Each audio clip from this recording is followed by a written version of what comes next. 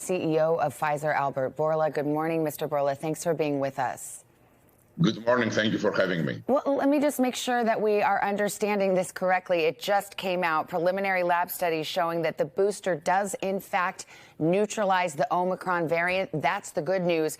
But it also showed that the effectiveness of the original two-shot regime of Pfizer's vaccine was significantly reduced, 25-fold. Do I have that right? And what's the implication of that? You have it right, and it is very much similar to what the paper from South Africa reported, that in the two doses there is a significant reduction in our ability to neutralize the titers. Still, we may have an effectiveness with the two doses because there are other elements of immune response other than antibodies, particularly against severe disease.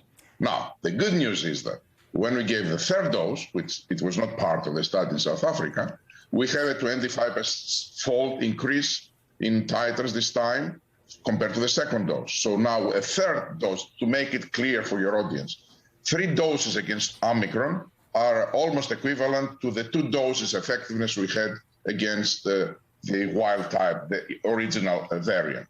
These are very good news. Preliminary, because we are waiting to see more data, more accurate data with the more accurate assays that will come in a week or two. And then, of course, real-world data. But so far, looks like a third booster improves dramatically the efficacy of the two. It's very good news. However, if you are someone sitting at home right now and you've just gotten the two-shot regime of Pfizer, is it effectively useless against Omicron? I mean, is there any value to that, or do you have to get the third booster to have any defenses against Omicron specifically? There is tremendous value compared to if you have only one or if you don't have any. Tremendous value. It might not be enough on itself, that we are waiting to see. So you may need to go to get the third booster faster. And that's something that the health authorities should consider very carefully and make their recommendations. But clearly, having 2 doses compared to nothing protects you way better than having nothing. Let me ask you about children in particular, young children, or anyone who just started their vaccine regimen. They're on their first Pfizer dose or their second Pfizer dose. Are they going to have to go immediately to proceed to a third booster? The rest of us waited 6 months. There was that period of time. How does that regimen stand now, given what we know about Omicron and the booster? This is something that we need to start thinking seriously. I think, again, it is part of the regulatory authorities and it is part of the health authorities of the country. But there are already several countries in Europe that they have reduced the time between the second and the third dose to 3 months. Those results that we got today indicate that they did right. Let me ask you about the 2 doses. There was some indication, I believe, in your research that perhaps the 2 doses did protect against the severest disease, the worst cases. Did you see that in the data, signs of that?